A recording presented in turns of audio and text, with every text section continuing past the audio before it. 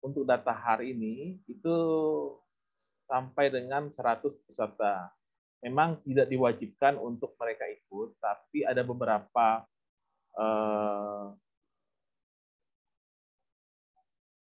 program studi atau berapa yang semester 3 dan semester 5 itu diwajibkan.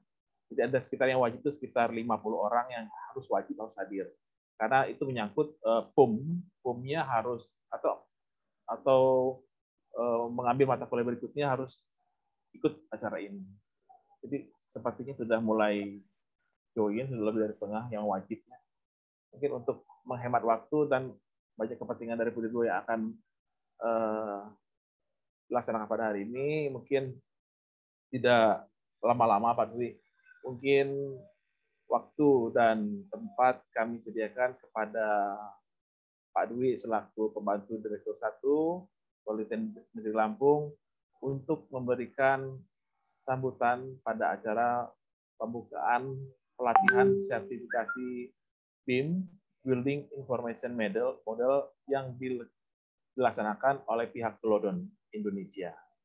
Terima kasih kepada Bapak Dwi Puji Hartono, dipersilakan. Baik, terima kasih Pak Andi. Assalamualaikum warahmatullahi wabarakatuh. Waalaikumsalam warahmatullahi wabarakatuh. Selamat pagi dan salam sejahtera untuk kita semuanya. Pertama-tama marilah kita panjatkan puji syukur kita kepada Allah Subhanahu wa taala. Hingga hari ini kita masih diberi kesehatan, diberi hidayah, sehingga kita masih diberi kesempatan untuk menjalankan berbagai aktivitas kita walaupun pada masa pandemi ini. Salawat dan salam selalu kita sanjungkan ke Nabi kita Nabi Muhammad SAW yang senantiasa kita nantikan syafaatnya dan berakhir. Yang saya hormati Pak Boni Reinhardt dari Glodon, yang saya hormati Bapak Ibu dosen di jurusan teknologi, mungkin ada Pak Keli selaku ketua program studi, mungkin ada beberapa ketua program studi yang hadir, dan adik-adik mahasiswa yang saya sayangi. Pertama-tama saya ucapkan terima kasih pada Pak Boni yang telah bersedia mengisi materi dan berbagi pengalaman kepada mahasiswa, berbagi pengalaman, pengetahuan, dan kompetensi kepada mahasiswa secara khusus dalam rangka untuk penguatan kompetensi di bidang BIM. Nah, ini merupakan hal yang sangat baik sekali di mana kita mendapat kesempatan yang luar biasa dan mendapat kepercayaan dari pihak Glodon, terutama dari Pak Boni, untuk mengikuti pelatihan dan sertifikasi BIM ini yang kita khususkan untuk mahasiswa. Diharapkan kedepannya kerjasama dan model-model seperti ini, Pak Boni, ini bisa terus dikembangkan dan insya Allah Politeknik siap untuk menindaklanjuti kerjasama ini tidak hanya sebatas pelatihan dan sertifikasi. Harapannya nanti bisa lebih berkembang, tentu saja dalam rangka memperkuat kompetensi adik-adik mahasiswa di bidang BIM.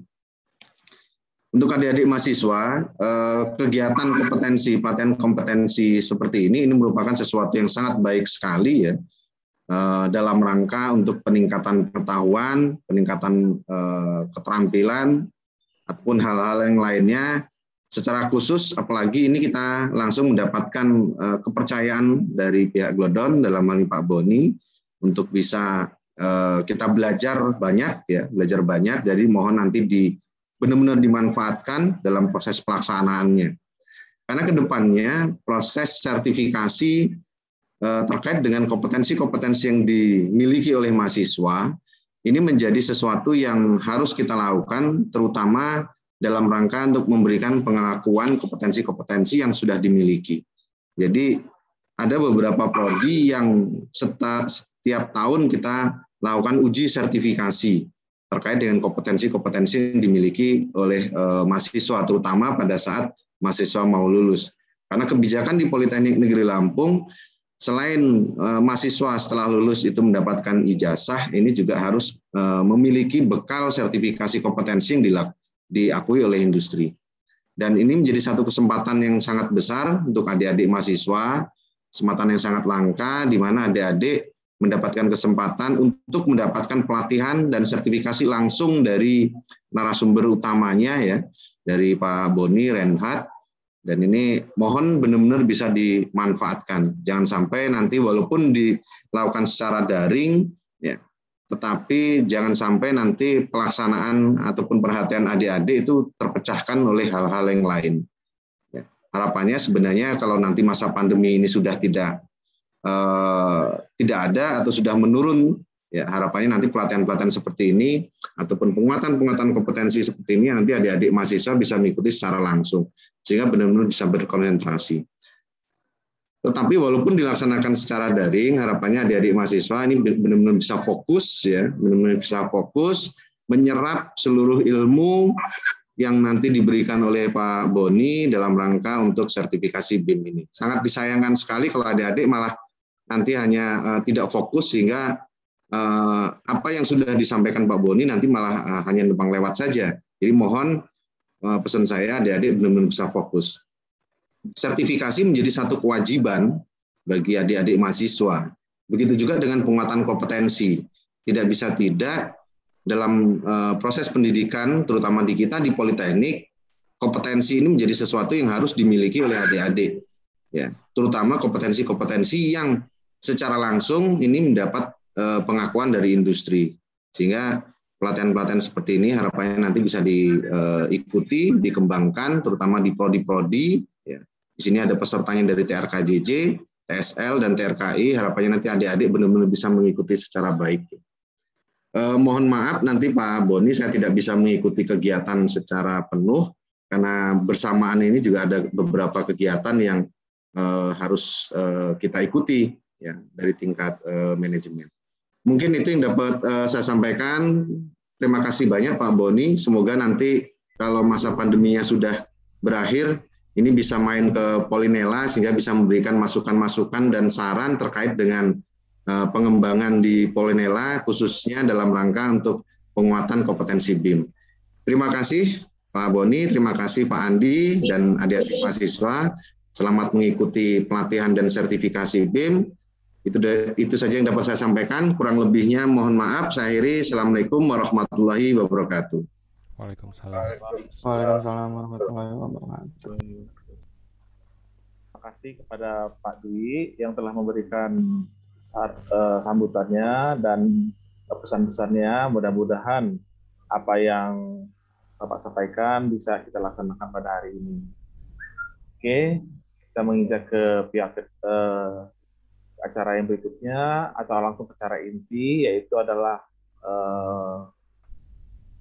pemberian sosialisasi materi BIM, Building Informasi Model, yang dalam hal ini akan langsung dipandu oleh Pak Boni dari pihak Glodon Indonesia. Kepada Pak Boni, dipersilakan. Baik, terima kasih kepada Pak Dwi dan juga Pak Andi atas kesempatan yang diberikan pada pagi hari ini untuk saya memberikan pelatihan BIM melalui online training platform kepada rekan-rekan mahasiswa Polinela. Saya izin share screen-nya. Baik, layar saya sudah terlihat kan ya.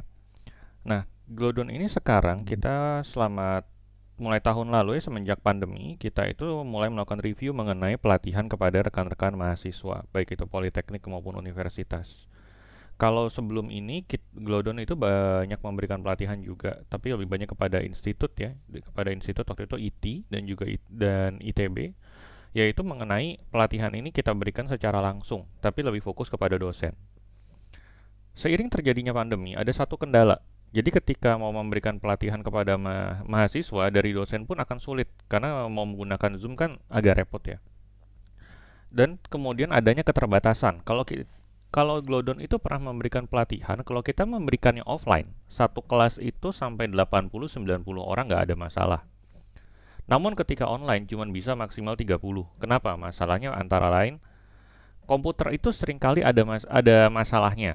Masalah mungkin settingnya atau kadang-kadang karena dia terlalu banyak software lain yang dibuka sehingga bermasalah. Dan ini ketika kita menghadapinya di online itu lebih sulit. Sehingga kalau kita mau online, satu kelas tuh maksimal 30 orang. Nah, karena itulah kemudian kita mulai memikirkan gimana caranya supaya rekan-rekan yang ada di lapangan ini bisa melakukan pelatihan dengan lebih baik secara online. Karena kita juga review juga ya, kalau kita belikan pelatihan selama 3 hari pakai Zoom, itu cukup melelahkan. Secara singkat, kalau Glodon ini sebetulnya kita provider untuk teknologi digital building solution. Kalau di Cina kita namanya Kuanglienta. Jadi kalau misalnya rekan-rekan mahasiswa pergi ke Cina kemudian nanya, wah saya belajar Glodon, mereka nggak ngerti Glodon itu apa. Glodon tuh kalau di Cina namanya Kuanglienta. Saya waktu ke sana saya bilang saya dari Glodon gitu. Orangnya juga bingung. Padahal waktu itu Glodon adalah sponsor dari acara tersebut. Di situ baru saya tahu ternyata oh kalau di Cina namanya Kuanglienta, kalau di luar Cina kita ganti nama jadi Glodon. Alasannya supaya lebih gampang untuk disebutkan oleh orang-orang yang ada di luar Cina. Satu konsep yang cukup menarik di sini adalah digital building solution. Kalau di Indonesia kita seringnya dengernya BIM ya. BIM itu sebetulnya satu bagian kecil saja, jadi dia fokus sama bangunan. Atau kalau di sini kan ada rekan-rekan dari teknik untuk jembatan ya. Satu jembatan itu kita bangun, itu masih masuk BIM. Satu jalan yang panjang begitu kita bangun masih masuk BIM. Namun sebetulnya digital building itu lebih luas lagi. Kalau kita tarik keluar, itu nanti ada kita sering kadang orang bilang area information modeling. Jadi bisa satu kota di sana itu nanti jalan, transportasi, bahkan polusi suara, kemudian juga polusi udara itu bisa kita petakan menggunakan teknologi digital building. Jadi sebetulnya sudah lebih luas lagi. Namun kalau di Indonesia kita masih lebih fokus sama BIM. BIM ini apa sih sebetulnya? Kalau saya tanya kepada kebanyakan rekan-rekan yang masih awam ya, jadi mereka bukan orang sipil gitu, biasanya mereka akan mendengarkan kata BIM, mereka bilang, oh iya saya pernah dengar BIM. BIM itu kerjanya arsitek kan, dia bikin gambar 2D jadi gambar 3D. Mereka cuma berhenti sampai di sana. Jadi buat mereka BIM itu kayak model yang cantik. Mereka bikin permodelan gedung yang lebih cantik. Jadi di otak mereka seringkali mereka malah kebayangnya game The Sims. Padahal BIM itu adalah sebuah representasi digital dari building prosesnya. Jadi kita bukan cuma sekedar bikin permodelan bangunan yang bagus, tapi bagaimana kita mengerti prosesnya dengan menggunakan permodelan 3 dimensi tadi, supaya kita tuh bisa saling bertukar data dan kita bisa saling memanfaatkan data dari stakeholder yang lain dalam bentuk digital. Jadi kalau dulu kan kita mau komunikasi ya, misalnya saya seorang kontraktor, saya mau komunikasi dengan owner, saya harus memberikan gambar-gambar berbentuk fisik yang kertasnya itu bisa tebal banget. Kalau sudah pakai BIM, datanya berbentuk digital sehingga lebih ringkas juga, lebih cepat juga, dan lebih mudah untuk klarifikasi. Idenya seperti itu. Tadi kan saya bilang ya bahwa kita harus melihat BIM itu sebagai building process. Kenapa? Karena BIM itu punya banyak dimensi. Ini yang kadang-kadang orang tuh suka bingung.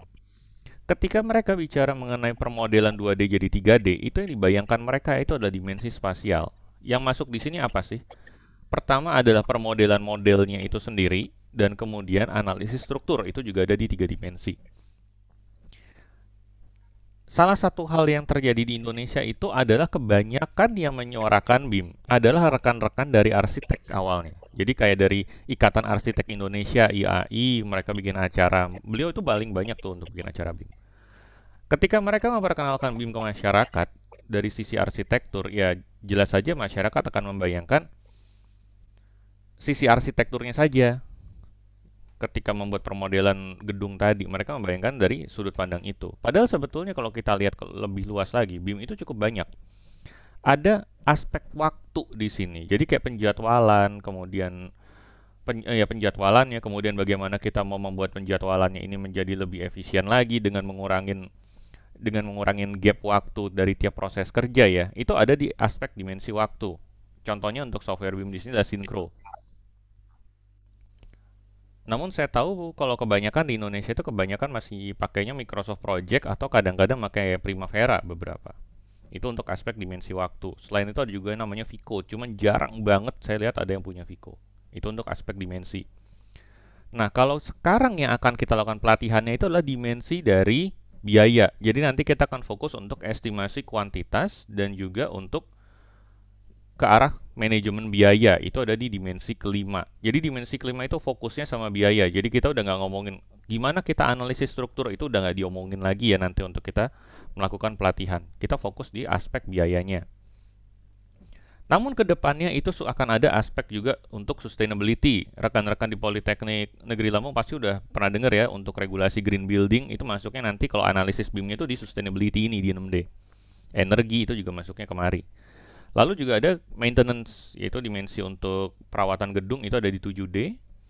Dan kemudian yang terakhir, ini baru aja masuk ya di Indonesia itu dalam bentuk peraturan pemerintah 16 tahun 2021 adalah dimensi safety atau mungkin kita bilangnya K3, itu ada di 8D. Di Indonesia sekarang itu sudah ada regulasi namanya peraturan pemerintah 16 2021 ya. Di sana membagi beberapa proyek. Jadi kalau misalnya proyeknya cuma kecil-kecil aja ya padat karya, nggak perlulah pakai BIM. Karena kita masih memanfaatkan tenaga kerja yang nggak perlu terlalu sophisticated. Contohnya begini, kalau misalnya ada proyek dia cuma bangun rumah kotak, rumah petak, kan nggak perlu ya sebetulnya pakai BIM, malah bikin makin lama nanti. Atau kalau misalnya kita ngeliat, contoh ada klien saya di Bali, dia punya proyeknya itu untuk mereka proyek pemerintah di Bali itu banyak dia bikin kayak balai-balai gitu, balai buat orang-orang ngumpul gitu kan. Itu kan cuma platform kemudian ada atapnya. Kalau pakai BIM itu malah lebih lama karena repot buat dia. Nah, kalau itu kan proyek kecil, jadi cukuplah padat karya. Namun ketika kita membangun sekolah atau kita mau membangun gedung kampus, rumah sakit, itu kan sudah mulai kelas menengah. Disitulah kita mulai wajib menerapkan BIM, mulai dari dimensi ketiga sampai dimensi kelima. Itu untuk penerapan berdasarkan peraturan pemerintah 16 2021 ya. Namun kalau misalnya proyek kita itu adalah proyek yang benar-benar besar, kalau di peraturan pemerintah tersebut dibilangnya sebagai proyek padat modal. Anggaplah kayak proyek sport kompleks misalnya, di mana ada stadion, kemudian nanti ada gedung-gedung yang mendukung, dia harus sampai ke dimensi ke-8. Jadi penerapan BIM di Indonesia itu sudah cukup kuat kerangkanya sebetulnya. Kalau peraturan pemerintah itu kan nanti sampai ke swasta juga ya. Dan kemarin saya sempat bicara juga dengan Pak Andi, saya bertanya mengenai ini prodi teknik kimia apakah juga akan bekerja kepada aspek sipil, kemudian ternyata juga membangun, kadang-kadang buat pabrik juga kita harus ngerti ya. Nah kalau begitu, memang harus belajar BIM juga, karena nanti ke depannya semua bangunan itu harus menggunakan BIM untuk dalam skala-skala yang udah mulai menengah ke atas. Sekarang itu yang saya tahu untuk bangunan gedung itu sudah ada regulasi, untuk infrastruktur sudah ada surat edarannya, jadi akan mengarah ke regulasi juga. Dan SDA sedang dicanangkan untuk surat edarannya. Jadi kedepannya semuanya harus ke arah digital ya. Kita akan meninggalkan dunia yang pakai kertas distabiloin, kemudian nanti dihitung pakai Excel. Kenapa sih BIM itu diterapkan? Apakah hanya karena keren? Enggak juga. Sebetulnya ada manfaat BIM. Itu antara lain ada di sini. Pertama, kita tahu ini bisa dibangun apa enggak. Salah satu hal yang menyebabkan proyek mangkrak di Indonesia adalah kontraktor itu salah ngitung. Jadi kadang kontraktor itu yang penting dia dapat proyek dulu. Ini kenyataan di lapangan, dia penting dapat proyek dulu. Dia ngebidnya rendah. Kenapa dia ngebid rendah? Karena dia salah ngitung. Ketika proyeknya udah berjalan baru dia sadar, wah ini dia nggak bakal profit. Akhirnya ditinggallah proyeknya, jadilah proyek mangkrak. Ini beberapa kali terjadi ya. Ini saya lihat. Kemudian adalah kuantitas. Kita juga tentu saja kita mesti tahu supaya untuk mengurangin waste yang terjadi. Sebagai contoh gampang, kita mau bangun satu gedung sekolah, kemudian kita perlu cat. Kalau kita salah ngitungnya kan kita bakal banyak kesisa cat. Kalau proyeknya gedung sekolah, saya rasa cat yang kesisa nggak cuma 1-2 kaleng, pasti bakal lumayan banyak ya. Dan itu kan ya adalah waste yang kelihatannya kecil ya 1-2 kaleng, tapi kalau proyeknya gedung sekolahnya 10. Dan ini juga terkait juga dengan flow line dan negosiasi antara saya. Kalau misalnya seorang owner, kemudian kontraktor saya mengerjakan proyek, dia sudah pakai BIM, akan lebih enak buat saya itu klarifikasi sama dia. Kadang-kadang owner itu bisa salah hitung. Kadang-kadang kontraktor memang nakal. Kalau sudah menggunakan BIM, ini semua kan bisa lebih jelas. Kalau udah lebih jelas, juga klarifikasi akan lebih mudah. Nggak perlu terlalu lama konflik. Manfaat dan biaya dari penerapan BIM, kalau kita bilang mau menerapkan sesuatu, kita harus tahu cost dan benefitnya ya ke depannya. BIM itu memang bisa meningkatkan efisiensi proyek sampai 100%. Itu sudah dari Glodon, kita sudah coba bikin beberapa studi, memang bisa meningkatkan secara signifikan sebesar itu. Kemudian tentu saja adanya regulasi yang mewajibkan. Jadi rekan-rekan mahasiswa politeknik di sini ketika nanti lulus, salah satu hal yang diharapkan dari industri di luar sana adalah kemampuan menggunakan teknologi BIM. Karena kan sudah jadi regulasi. Nanti akan banyak dicari sebetulnya orang-orang yang bisa menggunakan BIM. Kenapa begitu? Kontraktor di Indonesia itu banyak yang mereka itu mencari tenaga kerja yang baru yang bisa menyelesaikan masalah BIM. Jadi lucu sebetulnya kalau lihat kontraktor di Indonesia itu mereka nggak mau beli software BIM sekarang karena mereka nyari tenaga kerjanya dulu. Ini saya beberapa kali saya bikin acara dengan asosiasi kontraktor dan konsultan. Jawaban mereka adalah mereka nggak mau nge-training karyawan yang sekarang. Mending mereka cari karyawan baru yang sudah dapat sertifikasi, sudah belajar. Jadi nanti kalau diajarin juga waktunya nggak terlalu lama. Kenapa? Karena memang ada yang kita bilangnya ramp-up period. Seorang yang sudah lama menggunakan cara manual, kalau disuruh belajar lagi pakai komputer, katanya itu lama. Dan itu pun dia belum tentu kerjanya benar. Sehingga nanti akan ada satu period di mana habis dia belajar, dia justru performanya menurun. Kemudian nanti baru dia mulai bisa belajar, dia mulai bisa ngerti software BIM-nya, dia ngerti konsep BIM-nya, baru nanti dia mulai produktif lagi. Nah, ini yang dihindarin oleh rekan-rekan dari kontraktor. Karena itulah mereka mencari, Pak, Bapak tahu nggak sih kampus yang sudah belajar BIM itu di mana? Itu sering ditanyakan kepada saya. Dan manfaatnya adalah masalah penjadwalan proyek, workload, dan kualitasnya pasti bisa kita tingkatkan ya kalau kita sudah membuat perencanaan yang lebih baik menggunakan dimensi kelima. Efisiensi dari penghitungannya kita bisa lihat di sini ya. Adalah contohnya ini proyek di Malaysia efisiensinya sampai 150%. Jadi kalau kita menghitung, sebetulnya kalau menurut saya pribadi ya dari sudut pandang construction management, kekurangan dari measurement untuk 5D BIM itu ada satu. Biasanya kalau kita melakukan analisa dari efisiensi BIM dimensi kelima adalah dari penghitungan kuantitasnya saja. Padahal sebetulnya kalau kita bicara begini, rekan-rekan di sini mahasiswa pasti udah banyak belajar mengenai manajemen konstruksi. Kalau kita bisa menghitung kuantitas lebih cepat, kita bisa tahu kita butuh barang berapa banyak dan kapan saja kan. Misalnya saya mau bikin berapa lantai, butuh sekian lantai, butuh material sekian banyak. Berarti saya tahu kapan saya mesti mesen lagi. Sehingga ini bisa jadi mendukung konsep lean construction. Kita mau order barang, kita bisa bilangnya just in time dia masuk, udah langsung masuk, udah langsung bisa dipakai. Jadi waktu gap antara penjadwalan. Kalau kita bikin penjadwalan ya, pasti kan biasanya ada gap waktu tuh di yang kita bikin chart penjadwalannya. Gap waktu ini bisa kita kecilkan. Kenapa? Karena kita sudah menghitung sampai detail, kita tahu. Oke, saya butuh ininya sekian banyak. Berarti saya udah tahu nih saya mau ngordernya kapan. Supaya nanti ketika progres yang di bawah sudah selesai bisa langsung diteruskan ke atas. Sehingga lead time-nya juga lebih sedikit. Sehingga makanya penerapan BIM dimensi kelima itu sebetulnya manfaatnya banyak sekali. Dan berikutnya adalah ini ada contoh di Indonesia sampai 250% efisiensinya. Jadi dari yang dulu menggunakan cara manual, menggunakan BIM, dia bisa meningkat secara signifikan dari 30 hari menjadi cuma 12 hari. Rekan-rekan mahasiswa di sini mungkin bingung, ini gimana cara dia ngitungnya. Jadi kalau misalnya klien kita sudah pakai BIM, kemudian suka nanya, Pak, saya mau tanya ini beneran efektif nggak sih? Gimana kalau kita compare dengan proyek yang sudah ada sebelumnya? Kemudian kita bandingkan. BIM itu punya kecenderungan untuk lebih enak melakukan penghitungannya, dia bisa lebih cepat kalau misalnya proyeknya seperti ini. Dia ada area-area zoning juga, itu akan jauh lebih cepat.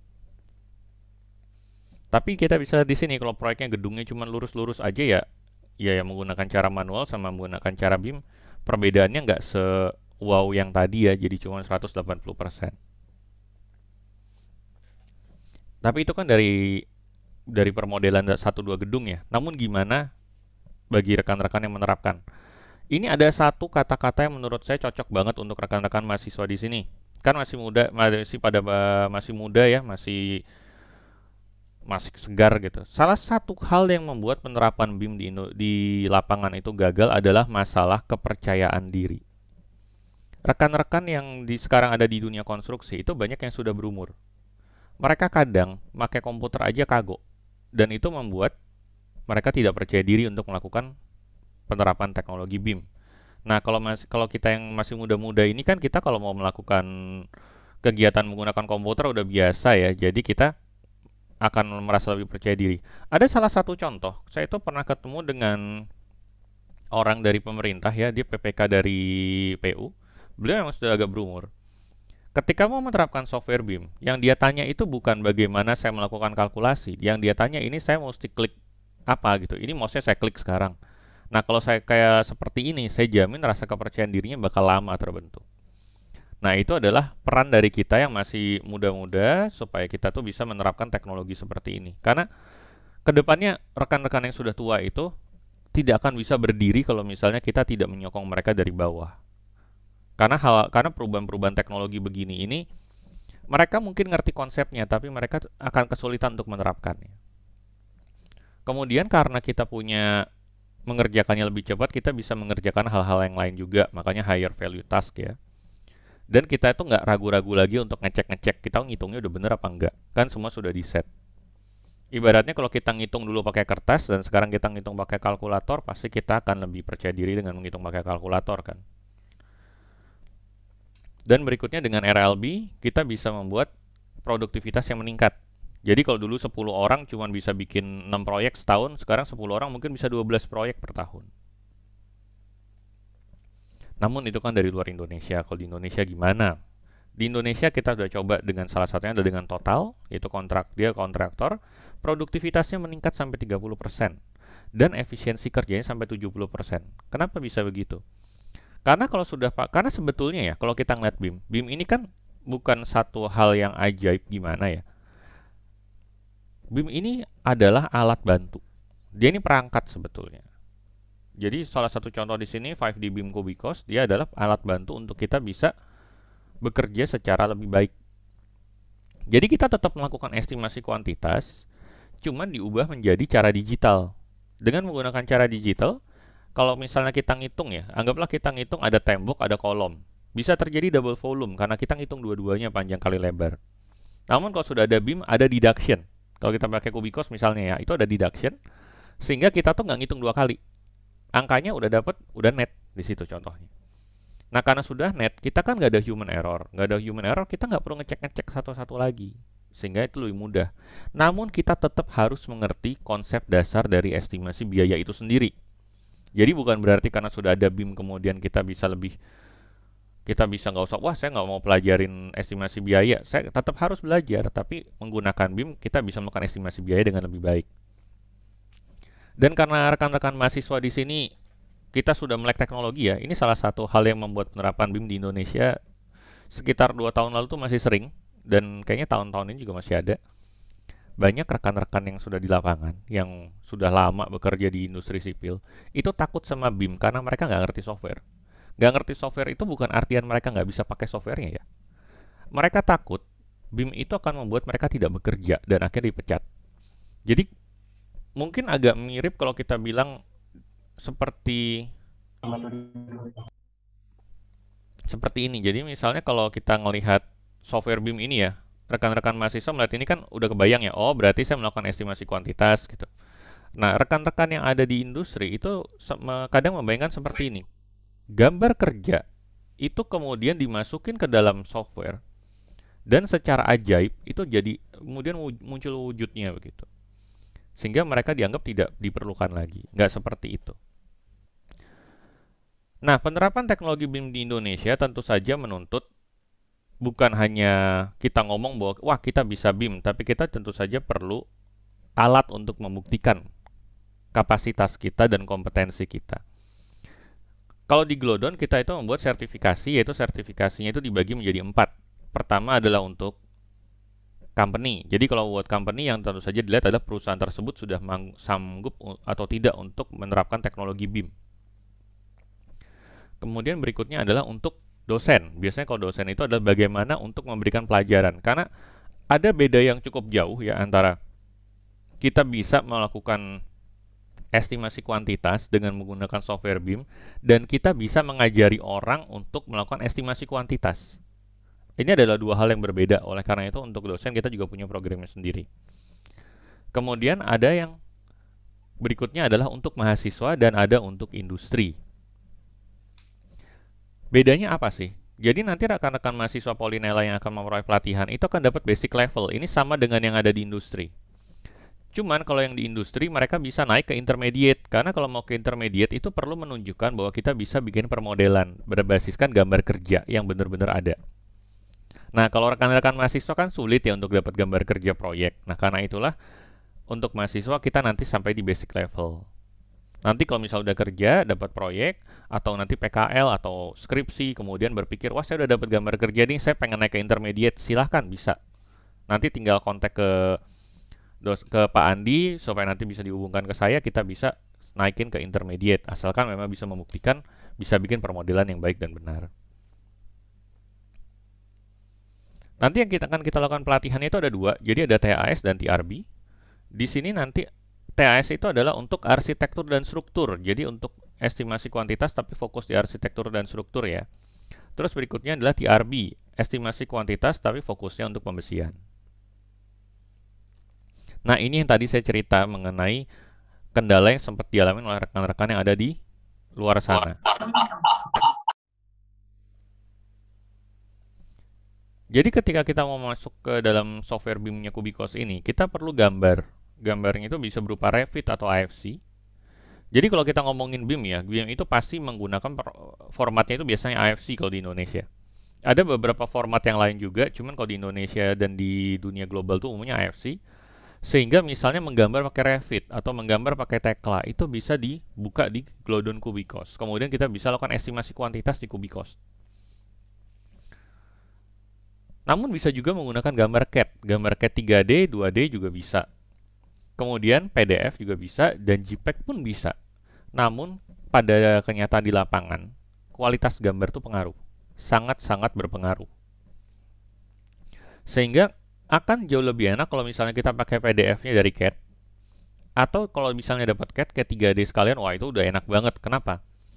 Karena dia punya layer sudah terbentuk, kemudian biasanya sudah dipisahkan dari warna. Sedikit kilas balik, waktu penerapan BIM di Indonesia pertama kali dilaksanakan, yang membuat kendala itu adalah kualitas dari drafter. Jadi drafter di Indonesia pada tahun 2013 sampai 2015 itu seringkali drafter kita tuh kebiasaan bikin gambar itu udah warnanya hitam doang, layernya nggak ada, flat. Nah ini kalau mau dibikin BIM susah, karena kan kita jadi kayak harus menarik garis manual. Sekarang sudah mulai diperbaiki nih kualitas dari rekan-rekan drafter, sehingga untuk kita melakukan estimasi kuantitas itu menjadi jauh lebih enak menggunakan teknologi BIM. Penggunaan Revit dan AFC pun sama. Seringkali kualitas dari gambar yang dibikin di awal itu yang membuat penerapan teknologi BIM itu terganggu. Kita pernah menggunakan file dari Revit, RVT, tapi ternyata yang gambar kerjanya ini itu ada beberapa elemen yang dia gambarnya kurang baik. Sehingga pas dibaca sekitar 30% nggak bisa kebaca. Nah, karena itulah kemudian kita itu berusaha untuk bisa sounding juga ya kepada regulator bahwa rekan-rekan yang ada di drafter itu harus kita tingkatkan lagi kualitasnya. Karena penerapan BIM tidak akan bisa berlangsung dengan baik kalau drafternya jelek. Dan alhamdulillah sekarang juga sudah mulai ada beberapa regulasi ya untuk mengatur drafter, sehingga kita bisa melakukan penerapan BIM secara lebih baik dan komprehensif. Nanti kalau dari gambar ini sudah kita masukkan, dia akan membentuk permodelan di sini. Ini kita bilangnya BIM model. Dari model ini kita bisa langsung calculate, kita akan dapetin estimasi kuantitasnya apa. Kalau arsitektur struktur itu biasanya meter persegi atau meter kubik. Sedangkan untuk pembesian tuh biasanya dalam bentuk kilogram. Nah, sekarang kita masuk ke dalam Glodon Online Training Platform. Glodon Online Training Platform ini adalah apa sih? Jadi sebetulnya pada waktu pelatihan yang kita berikan kepada mahasiswa itu adalah pelatihan basic yang seperti saya bilang tadi untuk sertifikasi. Pelatihan itu 3 hari.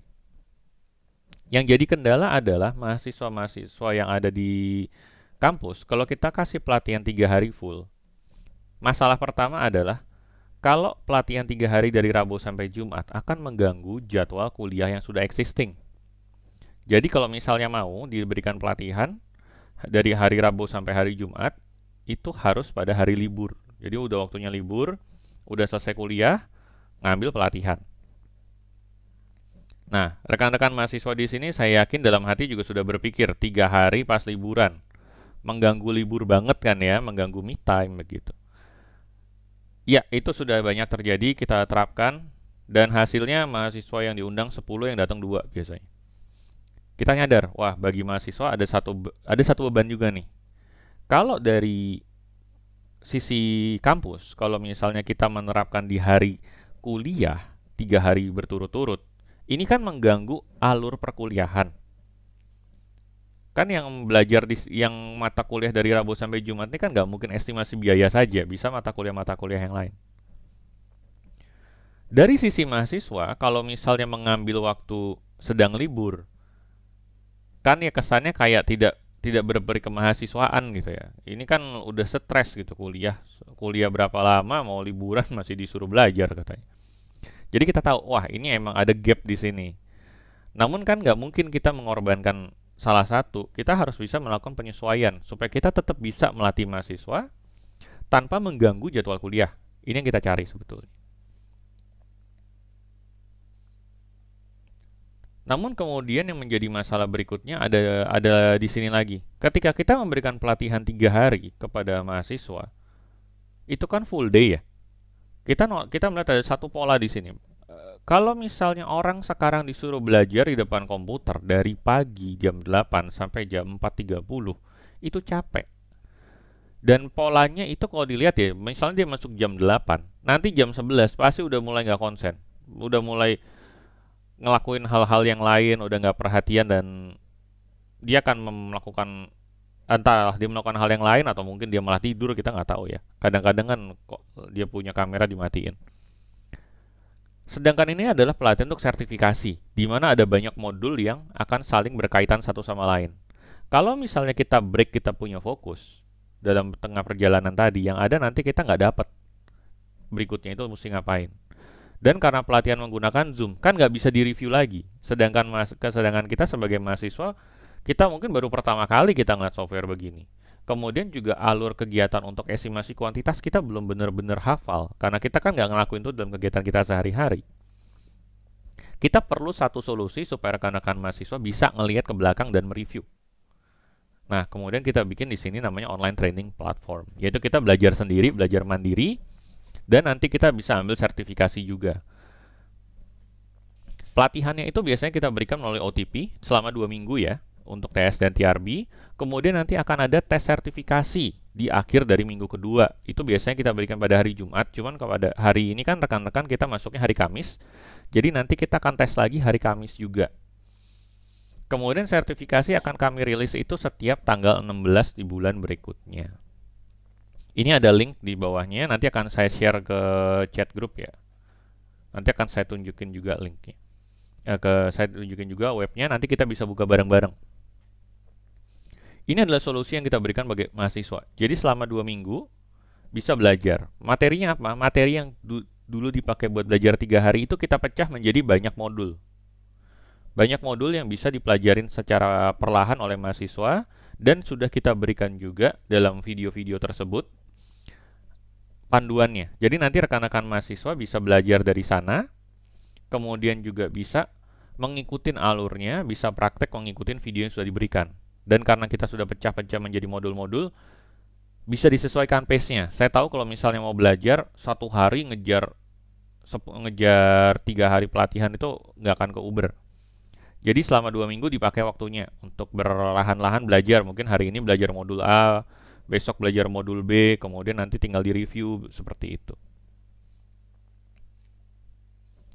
Nanti untuk registrasi itu cukup gampang ya, coba kayak alamat email sama nama aja, kontak number.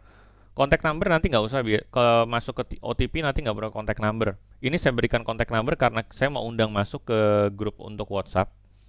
Grup untuk WhatsApp ini fungsinya apa? Untuk mempermudah rekan-rekan mahasiswa kalau misalnya nanti ada kendala waktu mau belajar OTP. Mungkin nggak bisa dapat license misalnya, atau mungkin nggak bisa ngakses video, atau mungkin videonya nggak bisa 100%. Nah itu nanti bisa kontak saya di grup WhatsApp. Komputer yang dibutuhkan ini sangat penting ya di sini. RAM-nya minimal 8 GB. Kemudian prosesornya butuh i5. Internet yang stabil ini sebetulnya butuh nggak butuh. Karena kan nanti berbasiskan video dan videonya pun bisa kita download. Tapi kalau internetnya terlalu jelek, akan berat juga mau nge-download video nggak bisa, nonton juga putus-putus. Ada beberapa hal yang sangat penting di sini ya. Pertama adalah video harus ditonton dulu. Karena kalau kamu nggak nonton videonya, kamu nggak akan bisa ngerjain tesnya. Kamu nggak akan kebayang tesnya seperti apa. Kemudian, tes hanya akan kita hitung kalau misalnya proses yang di OTP sudah 100%. Nanti akan ada daftar nama-nama peserta, saya sudah dapat dari Pak Andi ya. Nanti daftar nama-nama peserta ini akan saya cek yang sudah ngambil OTP sampai 100% siapa aja. Kalau misalnya belum 100%, di hari saya ngambil data tersebut, kalau kita ngambil tesnya hari Kamis, saya ngambil datanya biasanya itu Rabu malam. Itu nanti ketika hari Kamis saya kasih ke tim servis saya untuk dicocokin dengan yang ngambil tes, kelihatannya belum 100%. Jadi pastikan pada hari kita tes itu sudah 100% ya. Dan ini pengalaman saya dengan kegiatan OTP pada event sebelumnya. Tolong kalau misalnya mau nyelesain OTP-nya sampai nonton sampai 100% itu jangan di hari terakhir. Kenapa? Karena kadang ketika ngisinya di hari terakhir, kita mau tes hari Kamis, kemudian baru panik gitu ya. Oh iya, saya belum OTP, belum 100%, kemudian buru-buru ngisi. Buru-buru ngisi OTP-nya, saya udah keburu ngambil datanya. Akhirnya dianggap kamu belum 100%. Nanti jadinya kamu mesti ikut ke kloter yang berikutnya, kan jadi panjang ya nanti. Sertifikasi hanya akan kita berikan kalau sudah lolos tes. Jadi udah jelas ya, kalau misalnya udah lolos tes, baru bisa dapat sertifikat. Kalau misalnya nggak lulus ya nggak dapat gitu. Dan kalau misalnya mau ngambil tesnya ulang, boleh diambil sekali lagi. Kemudian sertifikat bisa di-download langsung dari Glodon website. Jadi sertifikatnya saya nggak akan share satu-satu, nanti bisa langsung di-download aja dari websitenya Glodon. Dan setiap tanggal 16. Ini yang sudah sempat kita lakukan, yaitu dengan Polinema, itu 169 mahasiswa ya ngambil tesnya. Dan kemudian dengan kampus Maranatha. Dengan Maranatha ini saya udah dapat datanya itu passing rate-nya sampai 88%. Jadi 88% orang yang ngambil tesnya bisa lulus, yang gagal 12% saja. Ini barusan kita coba dengan PNJ, sepertinya angkanya lebih besar lagi dibandingkan 88%. Jadi sebetulnya kalau misalnya memang kita belajar dari OTP tadi dengan baik, kemudian kita perhatikan tesnya dengan cermat, kita bisa lulus dengan mudah.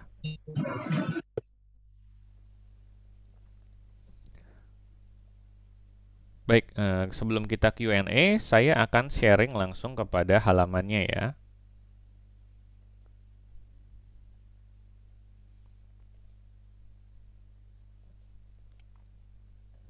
Sebelumnya ini saya share untuk grup WhatsApp-nya kepada rekan-rekan mahasiswa yang mau ngambil tes, mau ngambil pelatihan OTP ini, nanti bisa langsung join ke grup WhatsApp ini. Nanti di sini kalau misalnya ada kendala-kendala di OTP ataupun kendala-kendala waktu mau install software, lagi mau nonton video ternyata nggak bisa 100%, nanti bisa langsung kontak saya di grup WhatsApp grup ini.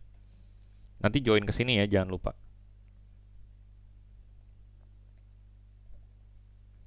Nah, sekarang kita ada mau melihat websitenya sendiri untuk OTP. Oh ya, OTP ini kepada rekan-rekan mahasiswa, kita berharap rekan-rekan mahasiswa itu mandiri mengerjakan. Jadi kita nggak berlatih melalui Zoom lagi, tapi modul-modulnya udah kita bikin video. Ini adalah ini adalah link OTP-nya, akan saya share di sini di grup chat. Nah, ini dia. Nanti yang diambil oleh rekan-rekan mahasiswa itu ada dua, yaitu adalah pelatihan basic untuk TAS dan pelatihan basic untuk TRB.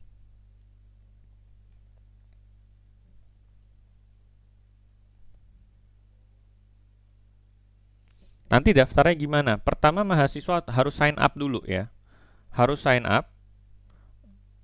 Ketika sign up akan diminta untuk sign up saja dengan menggunakan email, nama lengkap, email, dan password.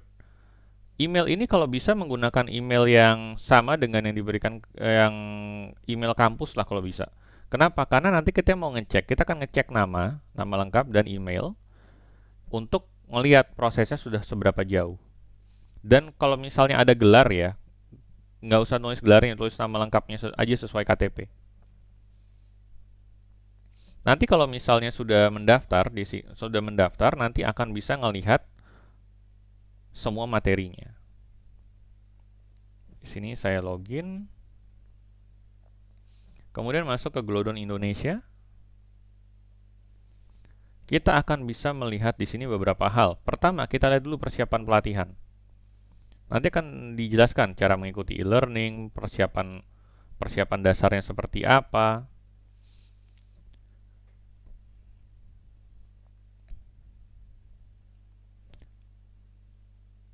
Kemudian kita bisa buka di sini. Sesudah kita udah bersiap di sana, kita bisa buka ke pelatihan basic TAS dulu. Akan ada beberapa video dan ada beberapa panduan di sini ya. Ini salah satu hal yang cukup sering terjadi ketika kita nonton video. Yang kita lakukan adalah habis menonton video adalah sudah selesai sampai di sini, yang kita lakukan adalah ngeklik ke kanan ke progres berikutnya. Misalnya saya sekarang kan ngeliat di sekilas tentang pelatihan, kemudian saya berubah ke alur pelatihan. Jangan lakukan ini ya. Kepada rekan-rekan mahasiswa, kalau misalnya kamu sudah nonton video sudah selesai, jangan lupa diklik complete and continue. Kalau kamu nggak klik complete and continue, dia nggak dihitung selesai. Jadi nanti ketika kamu udah selesai, complete and continue di sebelah kanan atas, kemudian kamu ke bawahnya, jangan lupa complete and continue lagi. Contohnya di sini, saya complete and continue. Nah, kelihatan kan langsung ada tanda centangnya di sini. Ini yang seringkali bikin kita punya OTP itu nggak 100% ya. Jadi, jangan lupa untuk complete and continue di sini. Ini modulnya udah kita sesuaikan. Jadi, misalnya di sini untuk pengenalannya sudah ada. Kemudian ada untuk bikin new project sama settingnya. Kemudian untuk bikin elemen struktural juga sudah kita pecah-pecah per modulannya.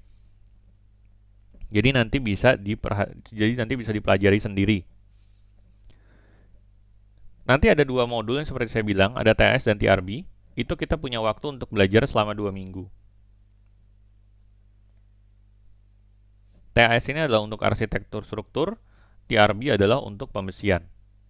Fokus di basicnya aja ya, nggak usah ambil yang intermediate, soalnya intermediate kan bukan buat mahasiswa. Nanti ambil basic aja dulu. Nanti kalau sudah selesai, kita akan ada tes. Itu di minggu kedua. Kita akan melakukannya pada hari Kamis di minggu kedua dari sekarang. Tesnya seperti ini. Nanti bisa diisi nama lengkap, sesuai KTP, tanggal lahir, bulan lahir, dan tahun lahir. Ini jangan sampai nggak diisi. Dan kalau misalnya udah diisi, jangan lupa nanti untuk ngambil di Kubico Certificate System.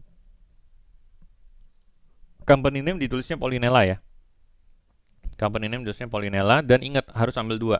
Sekali kita ngambil TAS untuk arsitektur struktur, kemudian kita akan ngambil sekali lagi untuk pembesian di TRB. Nanti kalau rekan-rekan mahasiswa sudah lulus, itu ambil sertifikatnya di sini di kubicos.glodon.edu. Nanti akan dimasukkan nama. Misalnya nama saya di sini, kemudian tanggal lahirnya saja. Nomor sertifikat nggak usah diisi, jadi cukup tanggal lahirnya saja dengan format tahun, bulan, hari. Kemudian kita submit dan kita akan dapat sertifikat kita di situ.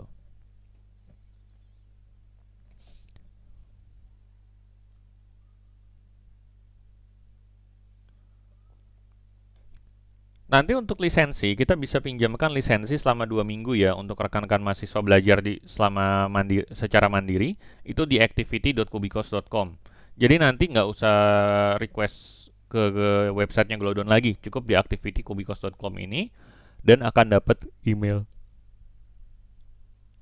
Nanti akan dapat email juga. Semua panduan untuk kegiatan ini sudah ada di dalam OTP-nya ya, di dalam website tadi. Jadi selamat mengerjakan OTP-nya. Ikutin tahap-tahapnya secara berurutan dan semoga lulus nantinya.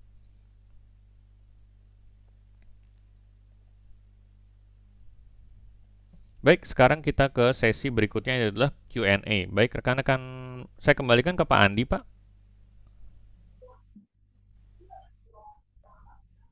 Oke, terima kasih Pak Boni yang telah eh, memberikan pandangan kepada kami tentang cara melakukan pelatihan secara online, tetapi dengan metode langsung membaca dengan modul yang ada yang telah disediakan.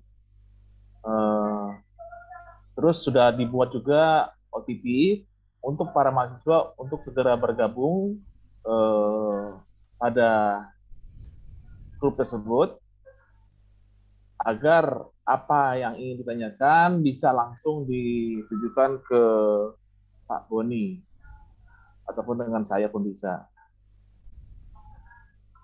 Untuk TRB dan TAS pelaksanaan kalau tidak salah Bapak ulangi dari Pak Boni itu sekarang mulai sosialisasi, minggu depan akan melaksanakan tesnya atau sekitar tanggal 11 ya. Kita punya waktu 2 minggu, Pak. Oh, 2 minggu ya? 2 minggu. 2 minggu ya Pak Boni? Iya. Itu yang ditesnya untuk TAS sama TRB saja ya Pak ya? Iya, jadi sekarang kan kita mulai buka website yang tadi kepada mahasiswa bisa mulai akses OTP-nya. Itu nanti kita tes tanggal 18. Oh, dites tanggal 18. Iya, jadi ada waktu 2 minggu untuk belajar mandiri. Dites tanggal 18 November, ada waktu dari hari ini tanggal 4 November sampai dengan tanggal 18 untuk belajar secara mandiri dan tes tanggal 18 jam berapa itu Pak? Tesnya bisa sepanjang hari, Pak. Kita buka sepanjang hari. Pokoknya tanggal 18 ya Pak ya? Iya.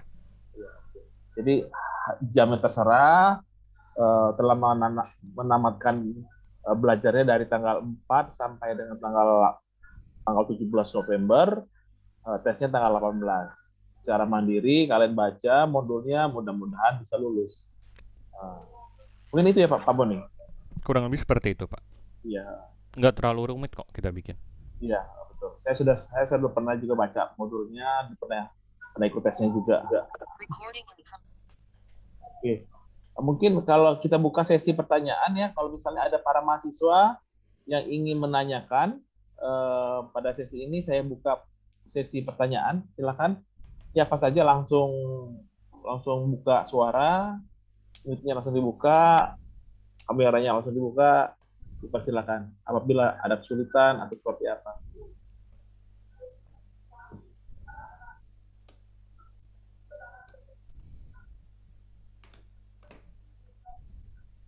Alan, ada Alan?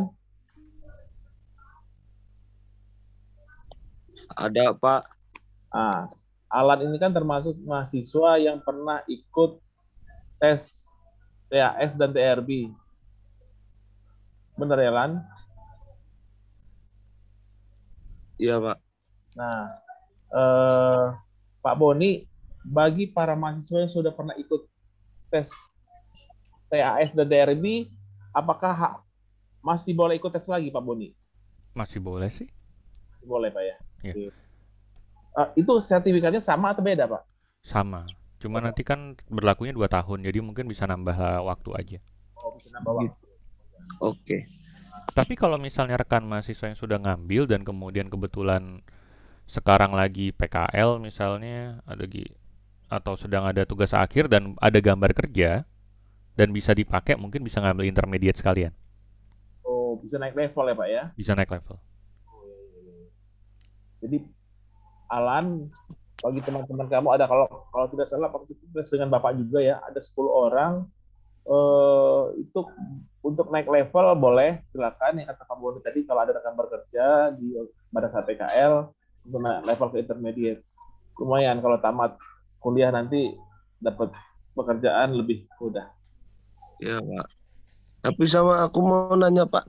Silakan langsung buka aja line mute-nya sama kameranya biar langsung ke detect. Silakan. Nah, jadi ini Pak, pinggir jalan nih. Oh ya, silakan. Kan kalau Kubikos ini lebih ke gedung ya, Pak ya. Itu udah ada belum sih yang kayak jembatan gitu, Pak? Kita lagi bikin TRS. RS ya. Kita lagi bikin.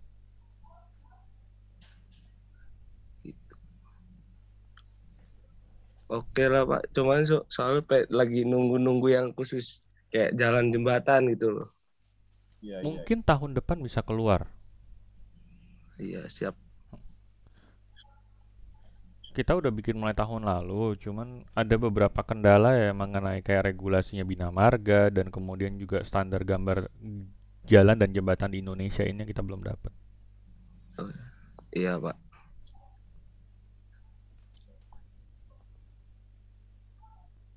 Mungkin ada lagi yang lain. Ya, kalau misalnya jembatan masuk ke TAS, terpaksa Paulinella beli lagi ke Uni. Aduh. Ya. Ada yang lain yang ingin ditanyakan? Masalah website. Kalau untuk websitenya Pak Boni nanti di-share juga di sini ya Pak ya? Di grup ya Pak ya? Iya, akan saya share di grup WhatsApp-nya. Tadi saya sudah posting di chat juga. Tapi nanti saya akan tetap bimbing di grup WhatsApp-nya ya. Saya akan share link dan lain-lainnya supaya nanti lebih mudah lagi untuk mahasiswa lihat juga. Oke. Jadi bagi para mahasiswa jangan malu-malu, jangan sungkan-sungkan menanyakan ya. Minimal tuh alamat webnya untuk access-nya, terus loginnya seperti apa. Pokoknya ada permasalahan seperti apapun juga bisa langsung ditanyakan ke Pak Boni sebagai pihak Glodonnya. Agar pelaksanaan pada ujian tanggal 18 November 2021 bisa dilaksanakan secara baik dan maksimal.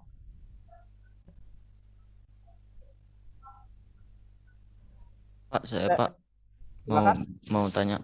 Ya, silakan Arik. Untuk gambaran ujiannya itu nanti itu bagaimana ya Pak? Apa pilihan ganda atau ada yang lain? Baik. Silakan Pak Boni. Ya, saya izin jawab ya. Untuk tesnya nanti akan ada pilihan ganda, namun tidak semuanya pilihan ganda milih salah satu. Bisa jadi ada pilihan yang memang ada beberapa option di pertanyaan tersebut. Jadi nanti diperhatikan pertanyaannya dengan baik. Kalau dia cuma minta satu jawaban saja atau dia minta beberapa pilihan. Tapi kita ngasihnya pilihan-pilihan ganda aja kok. Nggak ada isai dan lain-lain. Baik Pak, terima kasih. Kalau saya tambahkan mungkin tesnya yang pernah kami lakukan seperti dengan si Alan itu sama ya Pak ya. Yang pernah saya lakukan juga di luar juga sama untuk TAS dan TRB ya Pak ya. Iya, betul. Masih sama kok. Pakai seperti kayak Google Form ya Pak ya, sama ya Pak? Iya, masih pakai Google Form. Oh, masih pakai Google Form. Jadi diinformasikan kepada mahasiswa seperti kalian buat daftar absen itu pakai Google Form, ujiannya ya hampir sama seperti ini juga. Ada yang lain? Bagi para mahasiswa yang lain? Mau nanya Pak, boleh nggak Pak? Silakan, betul. Ini Pak, tentang sistem penilaiannya gimana nih Pak? Buat uji ini. Oke. Sistem penilaiannya Pak Boni, apakah harus menamatkan semua film terlebih dahulu atau hasil tesnya saja penilaiannya? Penilaiannya ada dua, Pak. Jadi pertama untuk semua video yang ada di OTP itu harus 100% ya. Harus 100% dan kemudian nanti untuk tesnya passing rate-nya adalah 60. 60 semua. 60 itu nilainya Pak Boni ya? Ya, untuk passing rate-nya itu 65. Jadi passing rate-nya itu 65, nanti bisa untuk tesnya passing rate-nya 65. Kalau untuk OTP harus 100% ditonton semua. Pak, kalau nggak sampai passing grade-nya itu nilainya dikeluarin nggak? Dikeluarin, ada tetap. Ya, makasih Pak. Ya, nanti kalau misalnya belum dapat passing grade masih bisa ngambil lagi kok. Oh, masih bisa ya? Iya.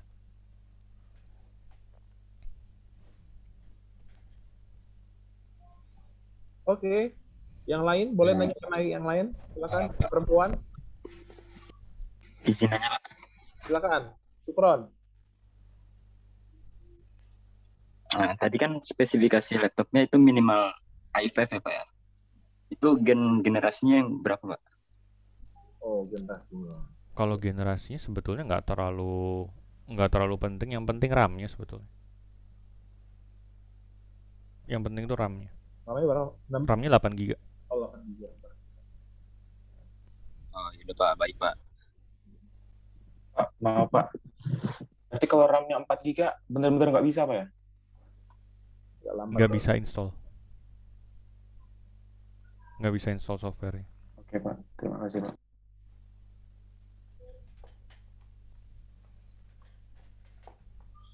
Ada yang lain?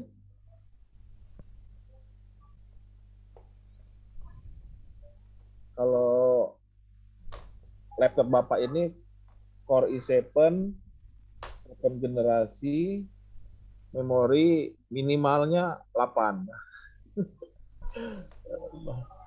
Ya, standar minimal masih bisa masuk lah.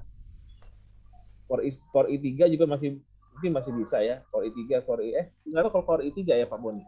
Tahun lalu itu ada satu dosen, beliau pakai i3, dia masih bisa. Oh, masih bisa Core i3 ya. Yang penting memorinya Pak ya. Penting memorinya. Memori, oke. Pak, izin bertanya. Untuk laptopnya kalau misalnya dia pakai Ryzen 5 masih bisa nggak? Tapi Kalau dia nggak.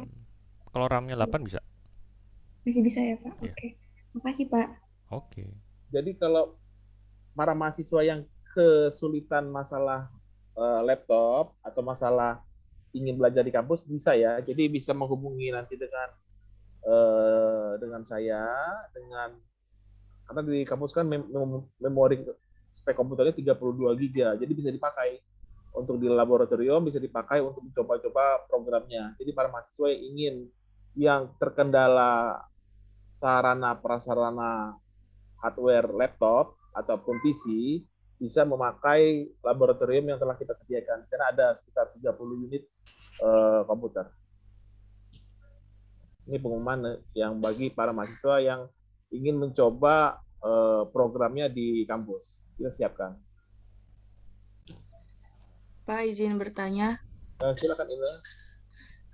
Kalau misalkan di laptop saya kan RAM 4 tapi udah ada SSD-nya, bisa nggak Pak? Nggak bisa diinstalnya. Jadi sebetulnya requirement minimalnya Glodon itu adalah di atas 4 GB. RAM-nya adalah di atas 4 GB. Jadi kalau 6 GB sebetulnya bisa. Yang penting harus di atas 4 nih. Harus di atas. Oke. Makasih Pak. Oke. Jadi pengumuman juga rencananya memang kalau secara mandiri memang agak sedikit sulit ya. Jadi pihak Polinela sama pihak Glodon akan berusaha untuk praktikum mahasiswa kalian nanti bisa memakai akun kampus ya yang disediakan.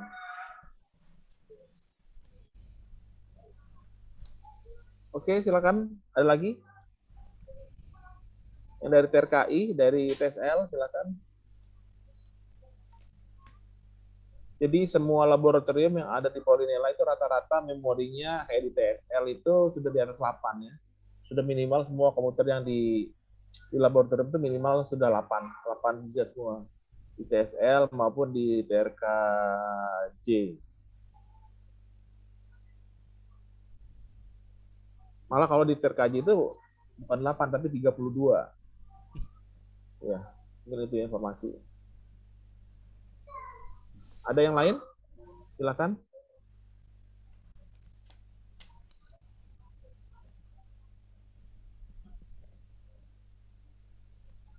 Kalau tidak ada, saya ingin bertanya Pak Boni. Ya. Untuk masalah video, itu yang kita pelajari itu apakah harus secara bertahap atau bisa melangkah-langkah Pak Boni? Bisa melangkah-langkah, nggak harus bertahap. Oh, bisa berarti ya. Bisa. Tapi karena dia kan dari silabus yang 3 hari itu ya Pak, jadi kalau misalnya lompat-lompat kadang-kadang ada bagian yang missing. Nah, betul. Saya kemarin baca yang langsung lompat ingin selesai. Ini apa? Ini lupa lagi. Terpaksa ngulang lagi ke awal. Iya, balik lagi ke awal.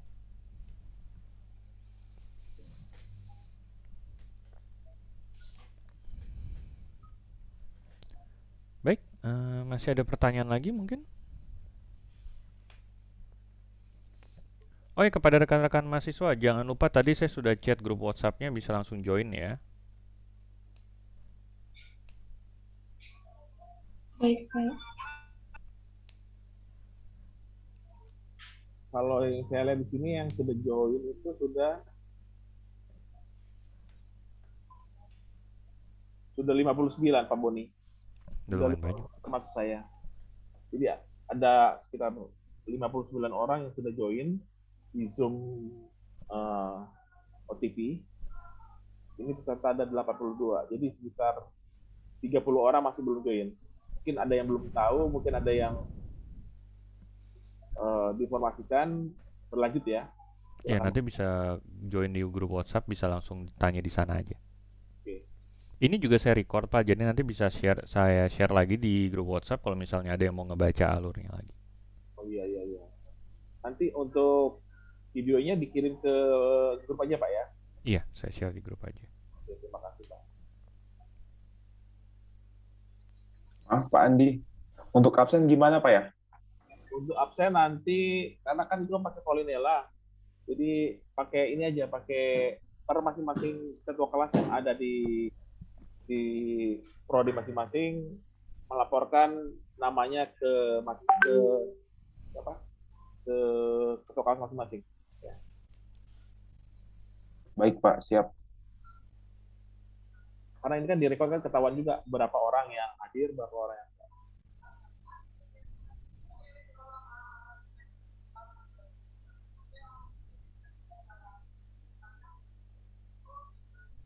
Oke, sudah sekitar 1 jam seperempat ya. Kita mulai tadi jam 10. Atau sekitar 1 jam. Untuk dari pertanyaan mungkin berlanjut di chat grup Pak Boni. Akan dilanjutkan di chat grup. Untuk hal yang lainnya mungkin kita lanjutkan juga di chat grup ya Pak Boni. Baik.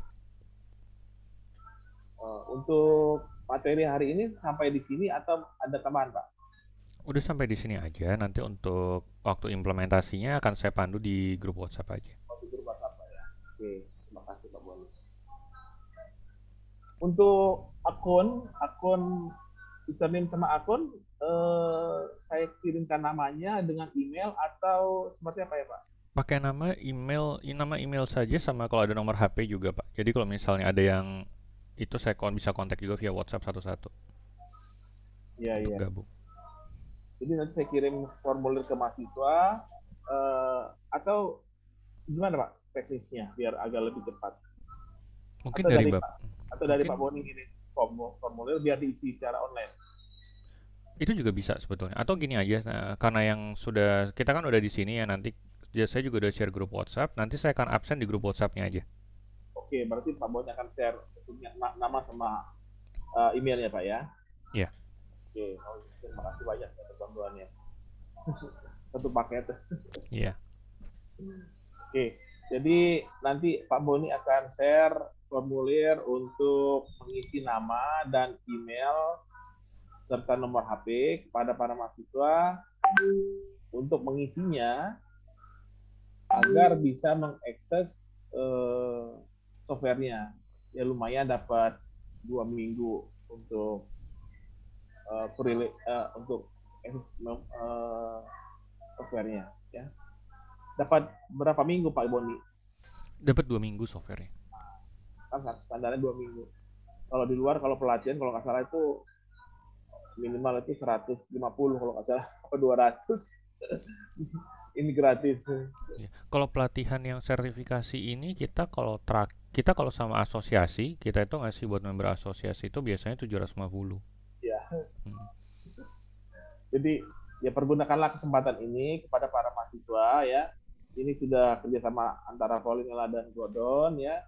Jadi kalian difasilitasi, sudah dikasih ilmu, sudah dikasih materi, sudah dikasih sertifikasi bila yang lulus tanpa dikenakan biaya. Ya, jadi pergunakanlah momen-momen ini, bisa kalian pergunakan untuk meningkatkan nilai kompetensi dari diri kalian. Mungkin seperti itu. Jadi Bapak harapkan yang di-share nanti mohon diperhatikan, mohon dijawab dengan bagus, belajar yang baik, masih ada waktu 2 minggu dari sekarang, tanggal 18 akan diadakan tes. Nah, mudah-mudahan lulus, kalian bisa aplikasinya. Kalau sudah banyak lulus, mudah-mudahan pihak Politeknik Lampung bisa lebih meningkatkan kerjasama dengan pihak Glodon. Dan kalian pengetahuan tentang BIM pun akan lebih baik. Bisa kalian terapkan untuk POM mahasiswa TRKJ, POM mahasiswa di TRKI atau di TRKI. Mungkin itu. Karena materi dari pihak Glodon sudah habis dan akan dilanjutkan di chat grup ya, mungkin dari Bapak juga cukup juga, atau ada tambahan lain dari mahasiswa? Bapak kasih kesempatan lagi sekarang apabila ada tambahan atau pertanyaan. Sepertinya cukup, Pak. Oke, cukup ya. Kalau cukup, nanti kita langsung tanya di chat grupnya ya. Apa ada permasalahan kepada Pak Boni, saya mewakili dari tim direksi dan ketua PS yang lainnya mengucapkan banyak terima kasih atas waktu yang telah diberikan. Lebih kurangnya saya sebagai pemandu acara pada hari ini mohon maaf apabila ada salah kata, salah ucap, salah perbuatan. Pada para mahasiswa yang khususnya pada hari ini yang masih hadir untuk kuliah umum BIM 5D antara Polinela dan pihak Glodon Indonesia, saya ucapkan terima kasih. Yang pertama, dan yang kedua untuk absensi segera mengirimkan nama-nama tersebut kepada ketua kelas masing-masing dan mengirimkan secara WhatsApp ke Bapak ya, untuk laporan Bapak ke masing-masing ketua program studinya yang pada hari ini melaksanakan kuliah. Oke, Pak Boni, seperti itu. Lebih kurangnya terima kasih. Saya ucapkan terima kasih atas perhatiannya. Lebih kurangnya, Assalamualaikum warahmatullahi wabarakatuh. Waalaikumsalam. Waalaikumsalam warahmatullahi wabarakatuh.